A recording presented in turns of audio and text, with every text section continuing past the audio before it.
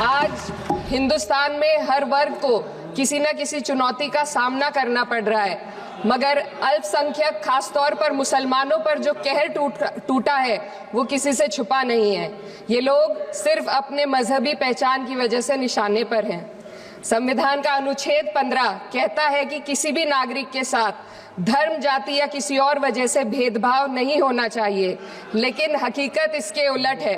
हालात इस कदर बिगड़ चुके हैं कि hate speech, mob lynching, bulldozer द्वारा घरों को गिराने की घटनाएं आम हो गई हैं, खास तौर पर उत्तर प्रदेश में, जहां ऐसा लगता है जैसे कानून के नाम पर जंगल राज चल रहा हो।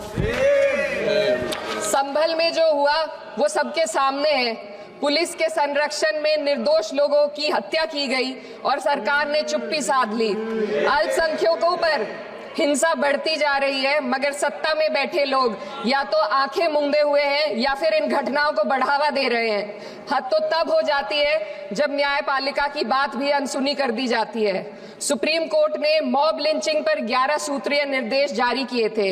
इसमें साफ कहा गया था कि राज्य सरकारें और पुलिस इस तरह की घटनाओं को रोकने और दोषियों पर सख्त कार्रवाई करने के लिए जिम्मेदार है, लेकिन आज भी इन निर्देशों पर अमल नहीं हो रहा है।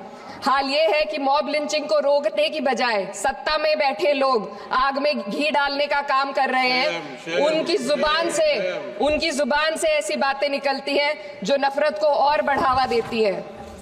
ये अशांति अब इतनी गहराई तक फैल चुकी है कि हमारे समाज के धर्मनिरपेक्ष चरित्र पर गंभीर सवाल उठ रहे हैं। साल की शुरुआत में ही कई राज्यों में दुकानदारों को अपने नाम बोर्ड पर लगाने के लिए मजबूर किया गया। इसे सेहत और सुरक्षा के कानूनों का हिस्सा बताया गया, मगर असल मंशा कुछ और थी। ये कदम खास तौर पर मुसलमान दुकानदारों को निशाना बनाकर उठाया गया ताकि उनकी रोजी रोटी पर चोट की जाए। पिछले हफ्ते मुरादाबाद में एक मुस्लिम डॉक्टर को हिंदू बहुल्य मोहल्ले में घर खरीदने पर विरोध झेलना पड़ा। वजह बताई गई कि इससे मोहल्ले की सामाजिक शांति बिगड़ जाएगी। अब आप ही बताइए, क्या ये वजह सही है, जायज है?